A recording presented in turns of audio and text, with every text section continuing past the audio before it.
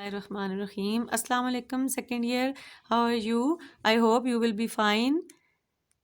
You have done your previous lectures with Ma'am Sadia, chapter number 14 and 15. Now we will start support and movement. And by the end of this lecture, you will be able to describe the structure of bone and structure of cartilage, types of bone cells, identify the main division of human skeletal system. You will be able to form or to give the list of bones of appendicular and axial skeleton of man, describe three types of joints, describe the disorders of human skeleton, their causes, and the different types of fractures, their repair, and first aid treatment. Now, the question is why living things need support. In living organisms, it is necessary to uphold and sustain the body against gravity and other forces. Skeletal system provides support to living organisms. It helps in movement. Major functions of skeletal system. First one is support and shape.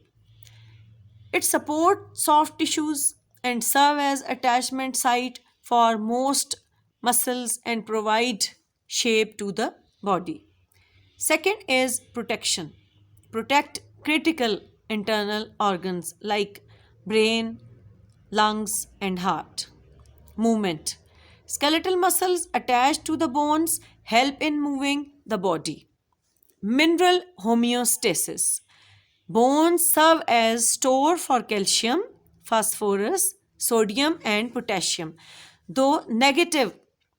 Through negative feedback, bones can release or take up minerals to maintain homeostasis. Last point is the blood cell production. Red and white blood cells are produced in bone marrow. Now, what is bone marrow? It is a connective tissue found with in certain bones. ये इस तरह के जो short statements हैं ये आप underline कीजिए, इसको आप लर्न कीजिए, ये आपके ऑब्जेक्टिव्स में और शॉर्ट क्वेश्चंस वगैरह के लिए इम्पॉर्टेंट हैं. ठीक है, अच्छा जी. अब है ह्यूमन स्केलेटन जो आपको मेन सपोर्ट प्रोवाइड करता है. इसके करेक्टर्स देख लेते हैं हम. It is tough and rigid framework of the body which provide protection, shape and support soft tissues and body organs. It allows free movement. Human skeletal system consists of bones and cartilage. The study of bones is known as osteology. Now the bones. The structure of bone. Bone is made up of bone tissue. These are the bone tissue. Cartilage around these bone tissue, fibrous connective tissues, blood capillaries, and nerve tissues. Now the parts of bone. Terminal parts are epiphysis, middle part is diaphysis or shaft. It contains central cavity or lumen filled by yellow bone marrow. The outermost layer of the bone is known as periosteum and the inner bone is known as endosteum. Endosteum is further divided into two portions. One is the peripheral portion and it is compact bone, and the second is inner portion which is known as spongy bone. Now the characters of peripheral or the compact bone, it is dense and strong, provide attachment site for muscles. The second one, inner spongy bone, it is light, rich in blood vessels, highly porous, and cavities of this spongy bone contain bone marrow where the blood cells are formed. Now the bone cells. This is the stem cell of the bone and it is known as osteogenic cell. Now, this is responsible for the conversion of other different types of mature bone cells. The osteogenic cell can produce osteoblast, which converts into osteocyte and osteoclast. These are the three main types of bone cells. osteoblast, osteocyte, and osteoclast. Now the conversion and functions of the bone cells. Osteoblasts, these are bone forming cells, synthesize and secrete unmineralized substances. Second type is osteocyte. Osteoblasts, when surrounded by matrix, are known as osteocytes. These maintain healthy bone tissue by secreting enzymes influencing bone mineral content, and they also regulate calcium release bone tissue to blood. Third type of bone cell is osteoclast, and these are bone dissolving cells. These perform bone resorption or demineralization. Demineralization means they break down bone and deposit calcium and phosphate in the blood. They help in the growth and repair of bone during the fracture. Now the cartilage. Softer than bone, rigid, elastic, specialized connective tissue. It covers ends of bones, supports flexible part of the nose and external ear, resists compression, avascular. Nutrients diffuse through matrix. No blood vessels here in the cartilage. Now the structure of cartilage. We have three prominent terms related with the structure of cartilage, or we can divide the tissue of cartilage into three different types of cells or layers. The first one is perichondrium, dense layer of collagen fiber. Perichondrium. This is upper perichondrium and this is lower pericardium. Matrix. It is a gel-like and contains collagenous and elastic fibers. This is matrix. Inside the matrix, we have small spaces or cavities known as lacunae. In these lacunae, we have living cartilage cells, and these are known as chondrocytes. No blood vessels supplied by diffusion. That's why heals slowly. Okay ji. Now the location of cartilage in human body. Why the different structures are covered by cartilage? Because it is elastic. It provides protection. And that's why we can divide this into three major types: hyaline, elastic, fibrous. Hyaline, at the ends of long bones, in nose, at larynx and trachea. Elastic is found in the ear flaps and epiglottis. And fibrous type of cartilage is found in discs located between vertebrae and in the knee. Remember, the human skeleton is initially made up of cartilage and fibrous membranes. Most of these are then replaced by the bony materials, but few places with cartilage till now.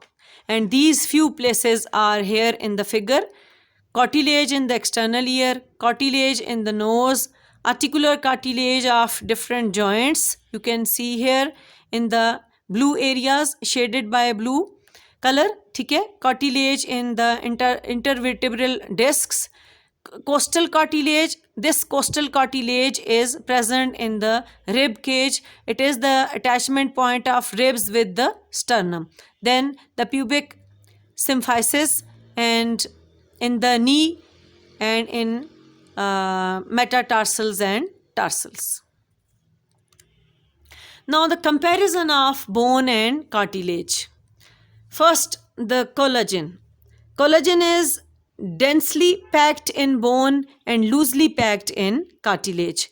Cell type: bone cells are osteoblasts, osteocytes and osteoclasts, and cartilage cell types are chondrocytes. Then blood vessels are present in bone and absent in cartilage. Minerals: deposition of calcium carbonates and phosphates in bone, and no deposition of minerals in cartilage. External covering in bone is periosteum, and in cartilage it is perichondrium. Okay जी, अब आगे आपके पास skeletal organisation.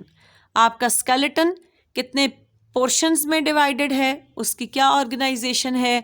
Division of human skeleton.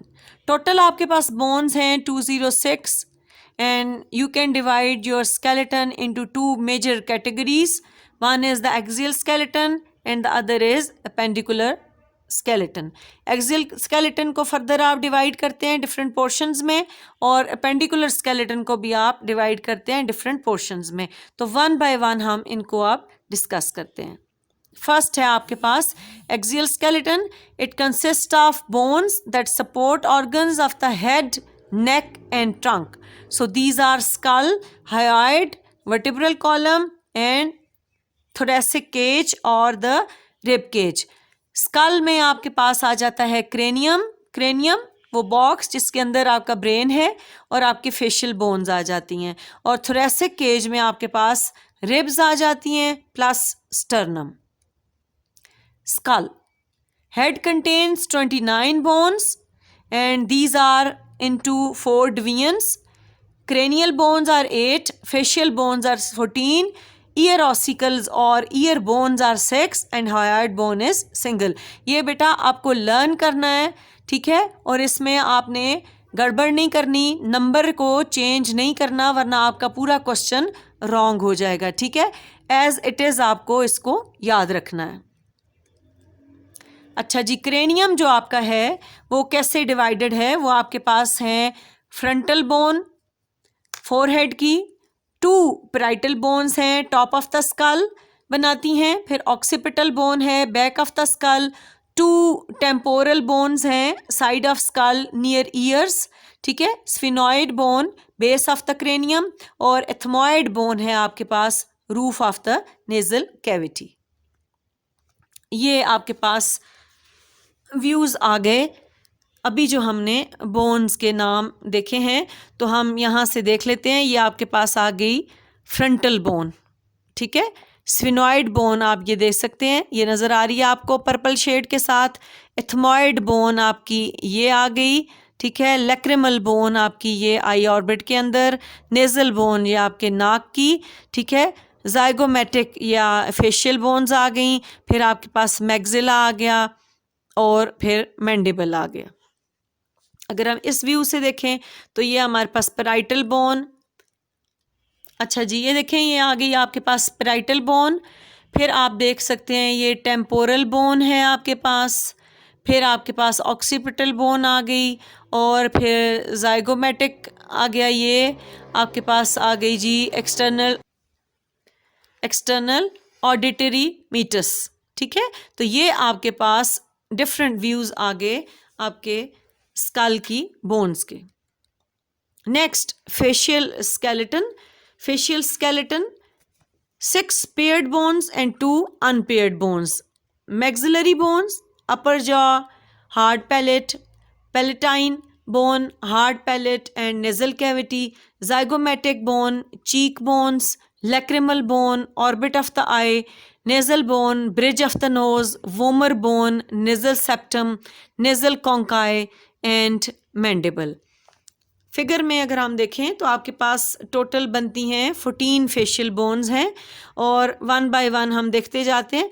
हम mandible से अगर start करें तो ये देखें ये आपके पास आ गया मैंडिबल, फिर ये सेकंड नंबर पे आ गया मैग्जिला, ये नेजल कॉन्काई आ गए यहाँ पे, फिर आपके पास आ गई ये लैक्रिमल, देन ये आपके पास आ गया नेजल, फिर ये पैलेटाइन आ गई, ये आपके पास आ गई जी जाइगोमेटिक, और ये है वोमर. तो ये आपके पास आ गई फेशियल बोन्स. बेटा ये सारी बोन्स के नाम जो आपने स्कल के सुने हैं या अभी आप ये देख रहे हैं फेशियल, ये सारे आपको याद करने हैं, और कितना इनका नंबर है ये भी आपको याद करना है. ठीक है, इसको आपने गड़बड़ नहीं करनी, मिक्स नहीं करना, और number of bone plus name आपको प्लस लोकेशन आपको याद होनी चाहिए। ये फिगर्स जो हैं ये आपको लेबलिंग के लिए आ सकती हैं, और स्कल की फिगर आपको लेबलिंग के लिए आ सकती है, इसलिए आपने बहुत अच्छी तरह से इनको लर्न करना है। एक और व्यू आपके पास फेशियल बोन्स का और प्लस स्कल की बोन्स का, फ्रंटल बोन आपके पास, टेम्पोरल बोन, ऑप्टिक कैनाल्स की ओपनिंग्स हैं ये, मिडिल नेज़ल कॉन्काई, ठीक है, inferior nasal concha and vomer central septum जो है फ्रंट से, फिर आपके पास ये आ गया mandible, maxilla, zygomatic bone, lacrimal bones हैं, एथमॉइड बोन है आपके पास, ये वाली आ गई, फिर आपके पास स्फिनॉइड है, नेज़ल बोन है आपके पास, और पेराइटल बोन, ठीक है। तो ये सारी आपके पास आ गई स्कल प्लस फेशियल बोन्स। तो ये आपने बहुत अच्छी तरह से याद करनी है। अभी आपको मैं एक वीडियो दिखाती हूँ जिससे आपको और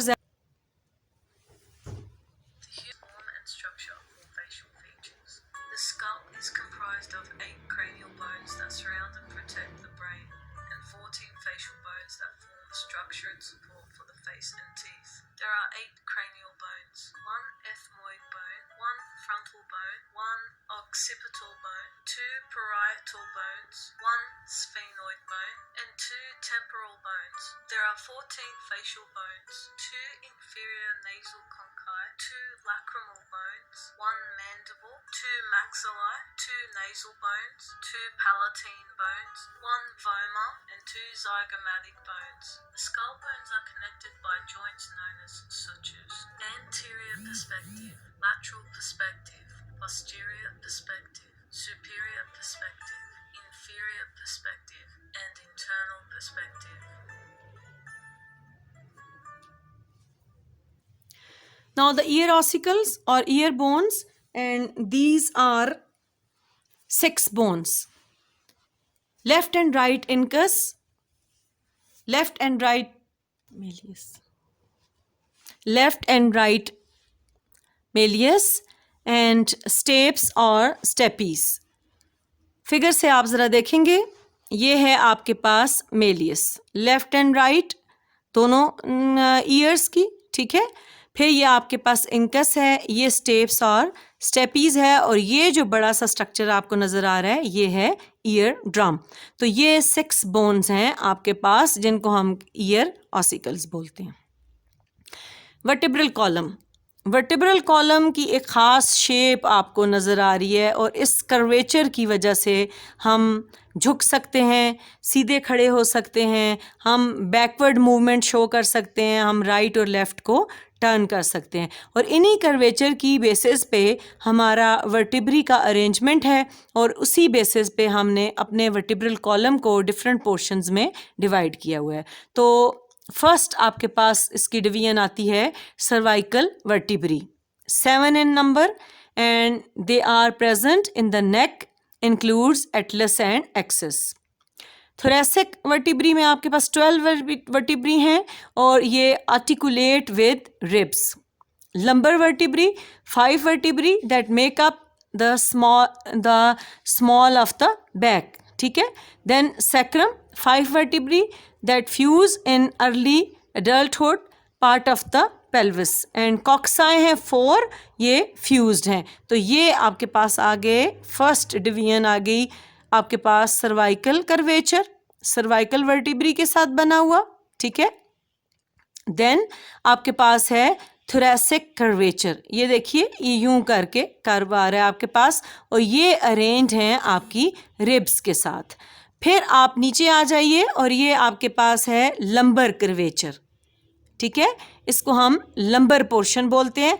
सैक्रम ये नीचे आ गया, और उसके साथ ही अटैच्ड एंड पे, जिसको आप टेल बोन कहते हैं, ये आपके पास आ गए कॉक्सिक। ये अभी हमने नाम लिया था फर्स्ट में, बैक पे चलते हैं। ये देखिए अभी हमने यहाँ पे बोला था आपके पास सर्वाइकल वर्टिब्री में एटलस एंड एक्सिस, ये दोनों बहुत डिफरेंट और प्रोमिनेंट किस्म के वर्टिब्री हैं। फर्स्ट वन को हम एटलस बोलते हैं और सेकंड वन को हम एक्सिस बोलते हैं। ये एटलस आपके वर्टिब्रल कॉलम को अटैच करता है आपके स्कल के साथ और ये एक्सिस इसको फॉलो करता है और फिर नीचे आपका वर्टिब्रल कॉलम आ जाता है। तो अब हम आगे चलेंगे जी। Thoracic cage. Thoracic cage is made up of ribs, ठीक है, and 12 pair of ribs attach to each thoracic vertebrae. 7 pairs are true ribs and attached to the sternum by costal cartilage. 2 pairs are false ribs and these are attached to the cartilage. 2 pairs are floating ribs and that do not attach to the sternum or its cartilage. Well, now what is sternum? Sternum is the manubrium, the body and xiphoid process. ये आपके पास है जी sternum, ठीक है, ये जिसको आप chest bone भी बोलते हैं। इसके साथ आप देखिए डायरेक्ट रिब्स अटैच्ड नहीं हैं। रिब्स और स्टर्नम के अटैचमेंट का आपके पास ये जो पॉइंट है ये कार्टिलेज से बना हुआ है। ये आपको डिफरेंट शेड के साथ कार्टिलेज नज़र आ रहा है, ठीक है। This is all about the thoracic और रिब केज। आगे चलेंगे, आपके पास आ जाएगा appendicular skeleton. Appendicular skeleton consist of bones of limbs and bones of limbs with their attachments. तो आपके जहन में फ़ौरन लिम्स के साथ अटैचमेंट किसकी आती है? फ़ौरन से हमारे जहन में आता है गर्डल्स का। हम जब भी लिम्स का नाम लेते हैं तो गर्डल्स भी साथ में उसके एक उसका एसेंशियल पार्ट होता है। तो आपका जो अपर लिम्ब है और जो लोअर लिम्ब है उसके साथ एक एक गर्डल की अटैचमेंट है। अपर लिम्ब के साथ आपके पास है पेक्टोरल गर्डल और लोअर लिम्ब के साथ आपके पास है पेल्विस गर्डल। पेक्टोरल गर्डल आपकी बनी है स्कैपुला और क्लेविकल के साथ। फिर आपके पास आ जाती है अपर लिम्ब और लोअर लिम्ब आपके पास अटैच्ड है पेल्विक गर्डल के साथ। इसमें आपके पास कॉक्सिल बोन्स आ जाती हैं। वन बाय वन अब हम इनको देख लेते हैं फिगर में कि किस तरह ये अटैच्ड हैं आपके पास।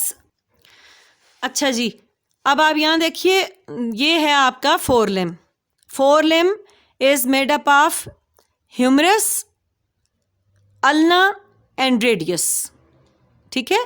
Then on the lower end of ulna and radius we have the hands. Hands, ulna, radius, humerus. This is forelimb. Then the pectoral girdle made up of scapula. Scapula, ये आपको shoulder blades जो नज़र आ रहे हैं ये हैं scapula, और scapula front side से स्टर्नम के साथ अटैचमेंट बनाते हैं वाया क्लेविकल।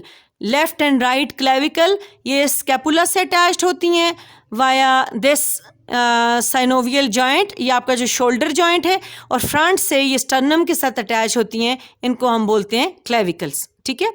अब हम नीचे आ जाते हैं लोअर लिम्ब की तरफ। तो लोअर लिम्ब में आप पार्ट हैं आपके पास फीमर, ठीक है जी। फिर आपके पास है टिबिया और फेब्यूला। टिबिया और फेब्यूला के एंड पे आपके पास आ जाते हैं आपके फीट, ठीक। और फीट में आपके पास आता है टार्सल्स एंड मेटाटार्सल एंड फेलिंजेस, और इसकी अटैचमेंट आप देखिए फीमर दोनों तरफ से, ये थाई बोन्स भी कहलाती हैं। आप ऊपर जाते हैं तो ये जो आपके पास स्ट्रक्चर है this is known as pelvic girdle, और ये आपके पास कॉक्सल बोन की अटैचमेंट के साथ बनी है, और इसी में ये कॉक्सिक वर्टिब्री हैं लास्ट वाले जो फ्यूज्ड हैं, जिनको हम टेल बोन भी बोलते हैं। पेक्टोरल गर्डल का एक बहुत अच्छा clear view. Clavicles, pair of collar bones, one end articulates with sternum and other with the scapulas. Now what is scapula? Scapulas are the pair of shoulder blades. Radius, ulna, this is humerus, then this is the joint of humerus with scapula and clavicle. ये frontal view clavicle का attachment with sternum, and this is scapula behind the rib cage. Upper limb or the forelimb. Again, radius, ulna, humerus, clavicle, scapula, and we have the hand, and inside the hand we have metacarpals, carpals and phalanges. Carpals, metacarpals and phalanges. तो ये आपके पास आ गया upper limb का structure. Hand को थोड़ा elaborate करके देखते हैं। आपके पास कार्पल्स हैं, carpal bones are 8 small bones of the wrist and total of 16 carpals. Metacarpals 5 bones, the framework of the palm, and phalanges finger bones 3 in each finger. ठीक है, और ये आप देखिए, ये आपके पास फिंगर आ गई phalanges, metacarpals ये carpals और ये एक्सटेंशन है अल्ना और रेडियस की। pelvic girdle, 2 coxal bones or coxae, 2 hip bones composed of 3 fused bones. Okay ji, now those 3 bones are ilium, ischium and pubis. Ilium, it is superior part of the coxal bone. This is ilium. ठीक है, clear हो रहा है आपको? ये आपके पास दोनों तरफ इलियम है। फिर है ischium, lower portion of the coxal bone. ये आ जाइए यहाँ पे, ये आपके पास आ गए ischium। तो जो लेफ्ट पे होगा वही राइट पे, जो राइट पे वही लेफ्ट पे। ischium हो गया। फिर आपके पास आता है pubis, interior part of the coxal bone. This is pubic bone, ठीक है, and the 2 pubic bones join at the symphysis pubic। ये आपके पास आ गया सेटअप pelvic girdle का।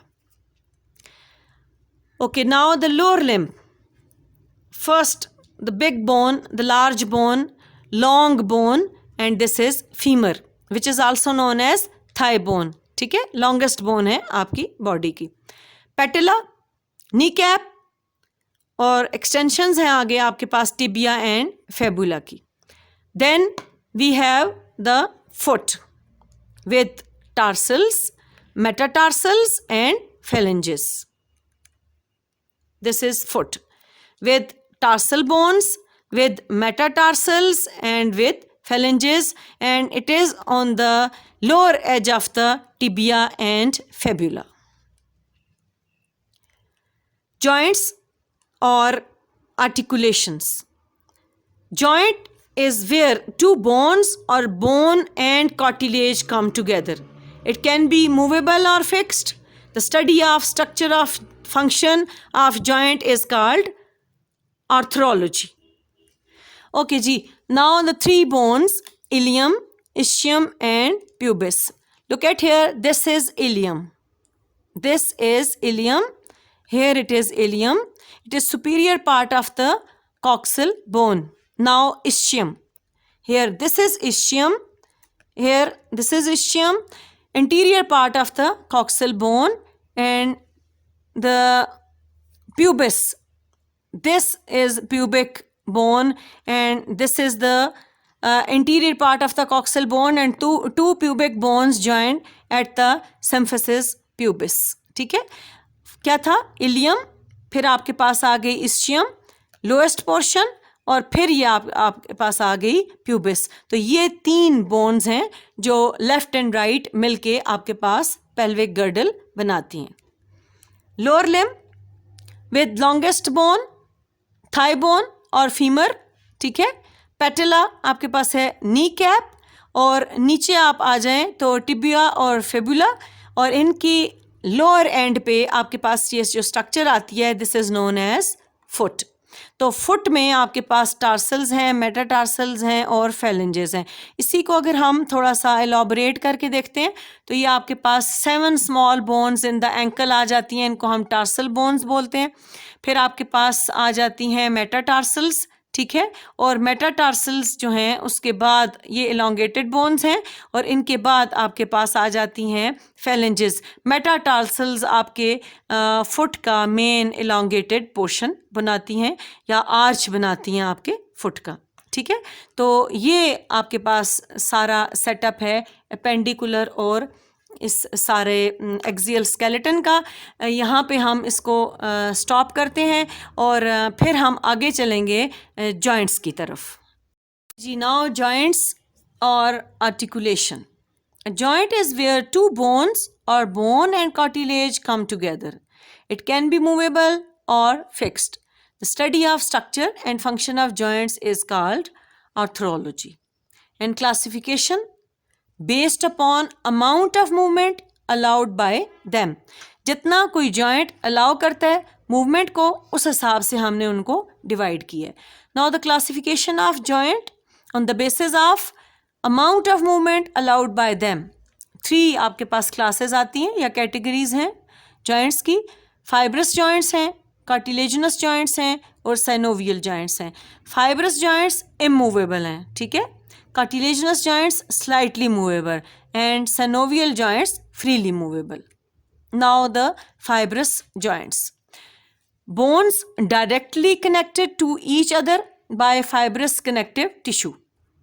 अच्छा जी, इसमें मेनली जो टिश्यूज़ हैं वो हैं कोलाजन. दूसरा पॉइंट है आपके पास, bones do not have joint cavity. इसमें आपके पास सूचर्स आ जाते हैं. Immovable fibrous joints that bind the bones of the skull to each other. आपकी बुक में थोड़ा सा एक स्टेटमेंट थोड़ा गलत है. उसमें ये लिखा हुआ है कि बोन्स जो हैं वो सूचर्स हैं. बोन्स सूचर्स नहीं होते बेटा. जो स्कल की बोन्स हैं वो हम अभी इसी लेक्चर में शुरू में देख चुके हैं, फ्रंटल, पैराइटल, टेम्पोरल, ठीक है. तो वो बोन्स जिन जगहों से, जिन पॉइंट्स पे जॉइंट्स के साथ जुड़ी हुई हैं ना, उनको सूचर्स बोलते हैं. तो sutures are joints not bones, ठीक है. ये आप अपनी बुक में क्लियर कर लीजिएगा. तो आगे चलते हैं. Gomphosis, attachment of tooth to its socket is a joint called a gomphosis. और आपके पास आते हैं syndesmosis, joint in which 2 bones are bound by a ligament only. तो ये आपके पास इनकी फिगर्स आ गई. ये देखिए, ये ब्रेन के पोर्शन को थोड़ा बड़ा करके आपको दिखाया है. ये है सूचर. ये जिग जैग होते हैं, रेगुलर होते हैं. जो डिफरेंट पोर्शंस आपने ब्रेन या स्कल के देखे हैं ना आपने, जिसमें डिफरेंट कलर्स के साथ आपको स्कल की बोन्स दिखाई हैं, तो उनके बीच में इस तरह के ये जो जिग जैग होते हैं, ये सूचर्स होते हैं, ये जॉइंट्स होते हैं, ठीक है. ये आपके पास सूचर्स आ गए. ये आपके पास आ गया टूथ का, ठीक है, गम्फोसिस. और ये आपके पास आ गया थर्ड वाली क्लासिफिकेशन, जिसमें आपके पास joint in which 2 bones are bound by a ligament only. तो ये आपके पास 3 टाइप्स आ गई फाइब्रस जॉइंट्स की. Now cartilaginous joints. Cartilaginous joints, bone ends are connected by a plate of cartilage. These lack a joint cavity and involve bones that are joined together by cartilage. These allow little movement. These are costal, pubic symphysis and intervertebral disc. आप 2 categories में इनको divide कर सकते हैं. एक हैं आपके पास जो ये आपके बोन्स जहाँ पे हाइलैंड कार्टिलेज से जुड़े होते हैं, रिब्स में और स्टर्नम के साथ. ये देखिए कोस्टल कार्टिलेज जिसको आप बोलते हैं ना, ये ऊपर क्लेविकल. रिकॉल करिए आप अपना अपर लिम और उसका गर्डल का. तो ये आपके पास बीच में स्टर्नम आ गया. ये कोस्टल कार्टिलेज रिब्स और स्टर्नम को जो जॉइंट जोड़ता है, ये उसके एजेस पे होते हैं. ये कहलाते हैं कार्टिलेजिनस जॉइंट्स. दूसरी टाइप है आपके पास कार्टिलेजिनस जॉइंट्स की. ये 2 bones joined by fibro cartilage, pubic symphysis and intervertebral discs. Only slight amount of movement is possible. ये देखिए 2 वर्टिब्रल पोर्शन या वर्टिब्री 2 जो हैं उनके बीच में ये आपके पास कार्टिलेज का कवर आ जाता है, ठीक है. डिस्क के ऊपर ये आपको नज़र आ रही है कार्टिलेज. फिर यहाँ पे आप देखिए तो ये आपको गर्डल में भी नज़र आ रही है कार्टिलेज की अटैचमेंट. थर्ड टाइप है आपके पास synovial joints. These are freely movable. End of bones are covered with hyaline cartilage. Joint is surrounded by a layer of connective tissue. Fibrous capsule. ये आपको नज़र आ रहा है fibrous capsule. Capsule is composed of an outer layer of ligaments and an inner layer of synovial membrane which secretes synovial fluid.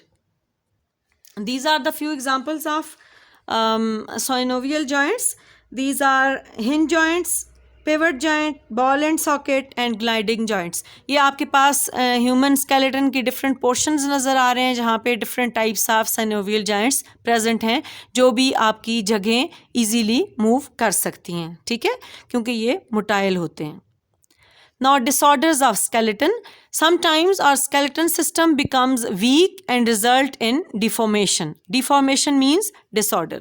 Causes of deformation are genetics, hormonal and nutritional. Genetic causes में आपके पास आ जाता है arthritis. ये inherit करता है families में, ठीक है। हार्मोनल में आपके पास आता है ऑस्टियोपोरोसिस, जिसमें आपके बोन्स जो हैं वो आपके पास जो हैं वो वीक हो जाती हैं, ठीक है, वो पोरस हो जाती हैं। न्यूट्रिशनल में आपके पास आता है ऑस्टियोमेलेशिया, जिसमें आपकी बोन्स का जो शेप है वो डिफॉर्म हो जाती है, ठीक है। तो ये आपके पास 3 डिसऑर्डर्स आ गए। डिस्क स्लिप एक और एबनॉर्मल सिचुएशन है, लेकिन डिस्क स्लिप जो एबनॉर्मल सिचुएशन है उसको समझने के लिए पहले हमें नॉर्मल डिस्क को देखना है कि नॉर्मल डिस्क कैसी होती है। अगर आप शेप को देखें तो ये आपके पास कुशन है नॉर्मल डिस्क का, और ये आपको प्रॉपर बोन्स और स्पाइनल कैनाल आपको अरेंज प्रॉपर शेप में नज़र आ रही है। तो इसकी डिस्क्रिप्शन पहले हम देख लेते हैं। Intervertebral disc is a cushion-like pad composed of an inner semi-fluid nucleus pulposus, ठीक है, which act as a rubber ball to give a disc its elasticity and compressibility.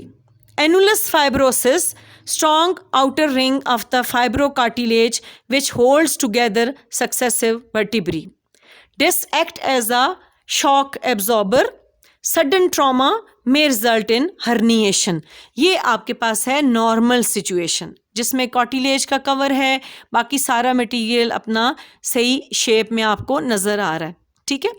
अब कोई ट्रॉमा, कोई एक्सीडेंट, कोई इंजरी, कोई हिट कर गई है चीज़, कहीं गिर गए हैं, कोई ऊपर गिर गया है, ठीक है, आपने बहुत ज़्यादा वेट उठा लिया है, अचानक से बेंड हुए हैं या अचानक ऊपर उठे हैं, या एज ज़्यादा है, कोई प्रॉब्लम है, ऑस्टियोपोरोसिस की वजह से आपकी बोन्स वीक हो चुकी हैं, तो अब इसमें जो एबनॉर्मल सिचुएशन आएगी तो disc is known as herniated या हर्निएशन, ठीक है। अब हम देखते हैं कि कैसे हर्निएटेड डिस्क में क्या होता है।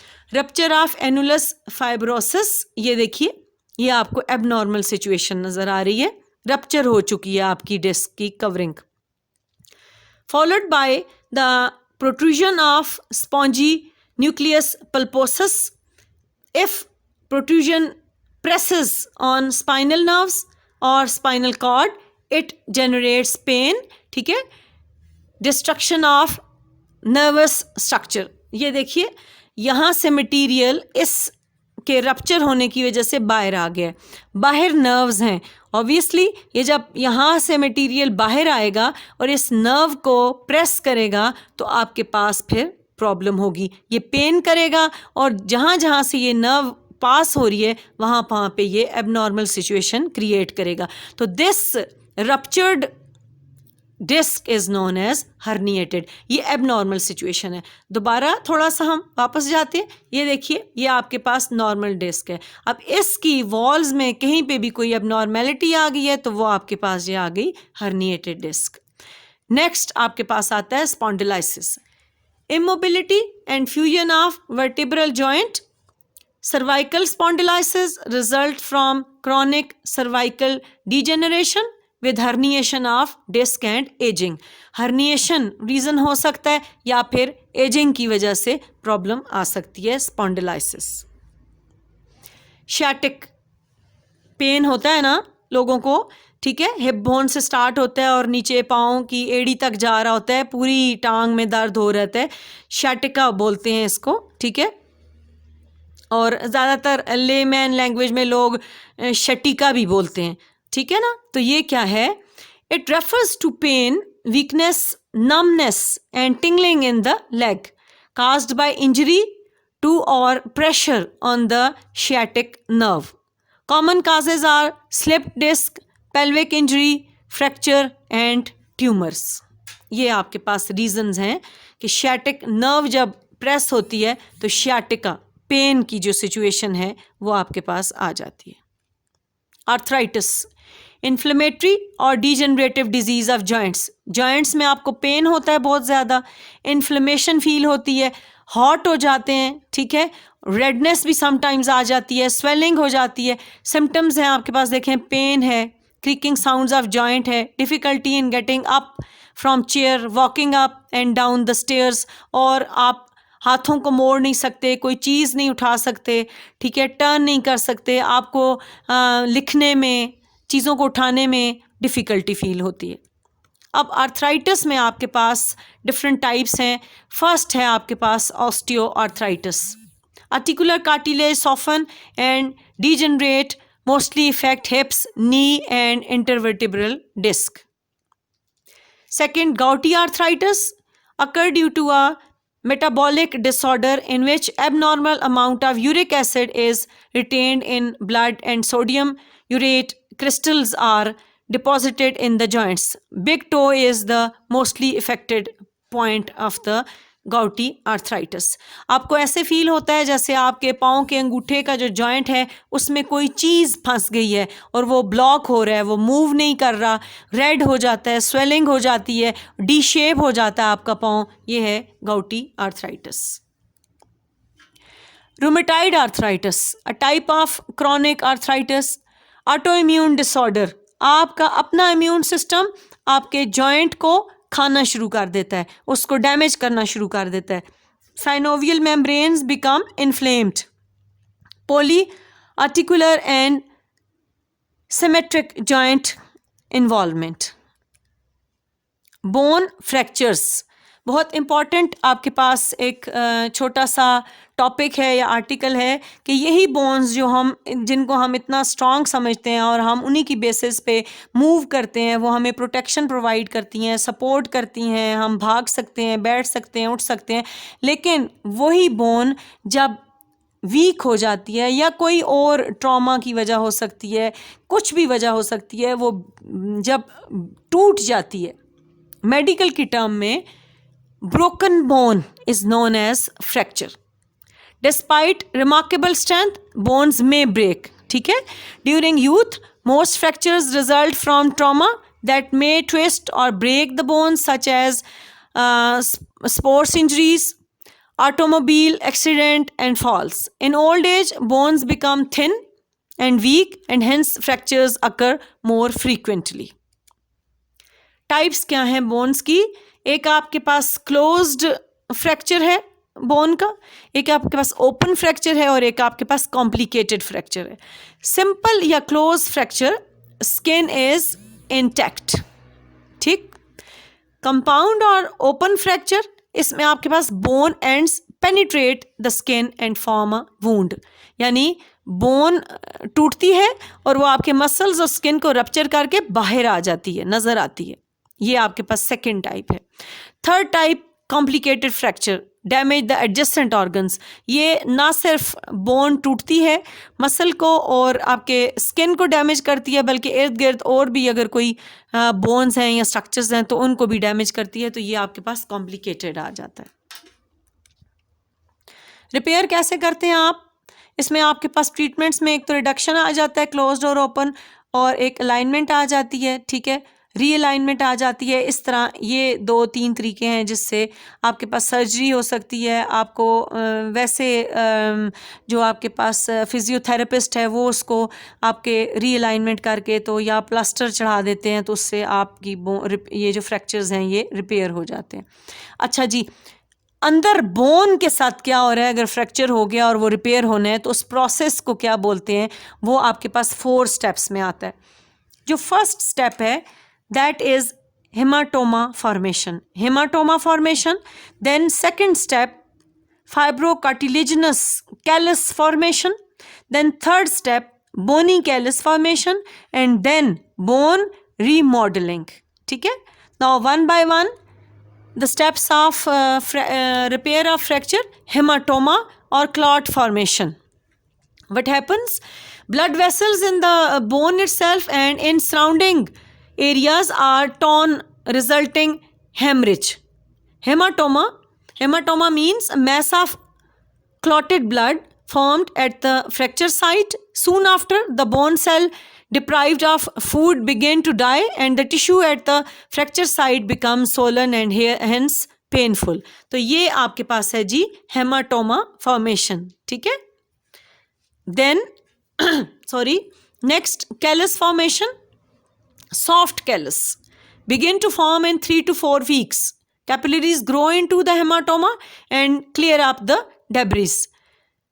Fibroblasts and osteoblasts migrate into the fracture site and begin to construct porous bone. ये देखिए फाइबर्स एंड कार्टिलेज यहाँ हेमाटोमा वाले पोर्शन पे ये देखिए ये ऊपर कवरिंग बनाना शुरू हो जाते हैं और इस तरह कैलस फॉर्मेशन स्टार्ट हो जाती है. कैलस फॉर्मेशन जो है ये फर्स्ट है सॉफ्ट कैलस जो कार्टिलेज से बनता है, उसको फिर रिप्लेस करता है आपके पास बोनी कैलस. ये देखिए ये osteoblasts and osteoclasts continue to migrate inward, multiply rapidly and gradually converts the soft callus into bony callus.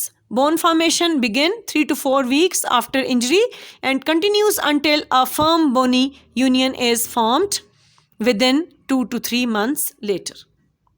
Then अच्छा जी, now remodeling.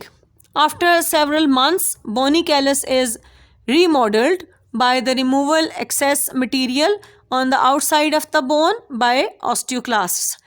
आपके पास पहले हेमाटोमा बना, उसके बाद फिर उसमें सॉफ्ट कैलस फॉर्मेशन होती है, फिर बोनी कैलस फॉर्मेशन होती है. तो आपके पास ये यहाँ पे एक आउट ग्रोथ सी बोन के ऊपर बन जाती है. अब उस बोन को एक प्रॉपर शेप देनी है. जैसे आपकी अगर टक्कर लग जाती है ना कहीं तो माथे पे गुमड़ सा बन जाता है, तो कैलस फॉर्मेशन उस तरह होता है. ठीक है, उसको प्रॉपर शेप देने के लिए जो लास्ट स्टेप आपकी बोन्स में नेचर की तरफ से चलता है वो है remodelling. Final structure of remodeled area resembles that of the original unbroken bone because it responds to the same set of mechanical stimuli. क्योंकि इस बोन ने उसी मसल, उसी स्किन और उसी पोजीशन पे रहना है और वही अपना ओरिजिनल फंक्शन परफॉर्म करना है. दैट्स वाई उसको उस गोमड़ के साथ या आउटग्रोथ या कैलस के साथ नहीं होना है. तो ये रीमॉडलिंग में दोबारा से सेट हो जाती है. नेक्स्ट आपके पास आती हैं जी इंजरीज ऑफ जॉइंट्स. तो टॉर्जन और sudden impact to the side of the joint can be devastating, destructive हो सकता है. डिसलोकेशन ऑफ जॉइंट हो जाती है. It is the joint that slips out of the place. ठीक है, उसके काजेज क्या हैं? When the end of bones are forced from their normal position. तो टीयरिंग ऑफ मसल्स हो सकता है, लिगामेंट्स हो सकता है, टेंडन्स हो सकता है. सिम्टम्स क्या हैं? Swelling, pain, immobility of the joint. Common causes में आपके पास आ जाता है फॉल वगैरह, ट्रॉमा वगैरह आ जाता है. ठीक है, लिगामेंट्स में कोई प्रॉब्लम हो सकता है जिसकी वजह से आपके जॉइंट को इंजरी हो सकती है. अच्छा जी, आर्थराइटिस, रूमेटाइड वगैरह में आपके पास डिसलोकेशन हो सकती है. डिसलोकेटेड जॉइंट्स को आप रिड्यूस्ड कर सकते हैं into its normal position by trained professional और बाय सर्जरी. तो ये आपके पास जो फिजियोथेरेपिस्ट होते हैं वो इसको ट्रीट करते हैं या आप सर्जरी से इसकी ट्रीटमेंट करवाते हैं. तो girls, this is all about the bones, your skeleton. ठीक है, योर जॉइंट्स. एंड इसके बाद अगर आपको कोई प्रॉब्लम हो इस टॉपिक में, ठीक है, तो आप कॉल कर सकते हैं, मैसेज कर सकते हैं, मुझे बता सकते हैं कौन सा पोर्शन, कोई स्लाइड अगर आपको क्लियर नहीं है. नेक्स्ट टाइम इंशाल्लाह हम कंटिन्यू करेंगे इसी चैप्टर को with the heading of muscles. ठीक है, और फिर मैं आपको इसकी एक्सरसाइज भी या तो वाया वीडियो या फिर मैं आपको व्हाट्सएप पे इसकी डिटेल एक्सरसाइज इंशाल्लाह करवा दूंगी. तो इनमें अगर कोई प्रॉब्लम हो तो आप मुझे ज़रूर इन्फॉर्म कीजिए. तो नेक्स्ट वीक में इंशाल्लाह आपका नेक्स्ट लेक्चर होगा. टिल देन, अल्लाह हाफिज़.